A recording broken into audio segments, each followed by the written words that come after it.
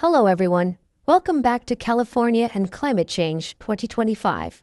In the last episode, we talked about electric vehicles, a symbol of the green future.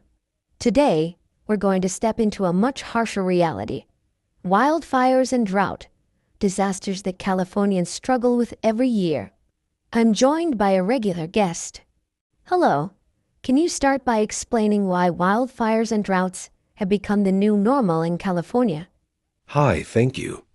Indeed, wildfires and droughts are no longer anomalies, but have become a feature of California's climate in the era of climate change. The main reasons include three factors. One is rising average temperatures making summers hotter and drier. Two is erratic rainfall, with severe droughts in some years and torrential rains causing floods in others. Three is ineffective forest and water management policies over the years. All of these combine to make California increasingly vulnerable. Specifically, how have forest fires affected people's lives? The impact is huge. Communities have been evacuated thousands of times in the past decade. Whole towns have been virtually wiped out by a single fire. Smoke from wildfires can reach even major cities like San Francisco and Sacramento, causing severe air pollution. People are wearing masks not just because of the pandemic, but also because of the smoke.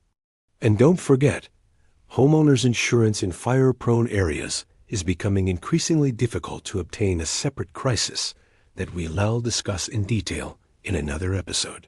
So what about drought? Which areas does it affect the most? The drought directly affects agriculture, as California is the fruit basket of the United States. When water is scarce, farmers are forced to leave their land vacant or drill deep wells, causing land subsidence. Food prices rise as a result.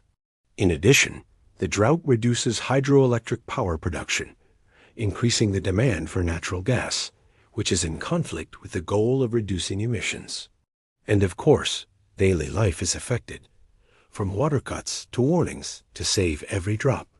What has the California government done to deal with these two disasters? They took a number of steps. With wildfires, the state increased funding for brush clearing, fire breaks, and firefighting. They also required utilities to shut off power to dangerous areas on windy days to prevent sparks from power lines from starting fires, but this left millions without power. With droughts, the government ramped up water storage projects, recycled wastewater into drinking water, and encouraged farmers to use drip irrigation. But it seems these solutions are not enough. Yes, because the problem is not just about nature, but also about social and economic structures. For example, many people still want to live in mountainous areas because of cheap housing and beautiful scenery, despite the high risk of fire. Or farmers still grow water-intensive crops like almonds or rice because they are more profitable. Government policy is unlikely to change habits and economic incentives overnight.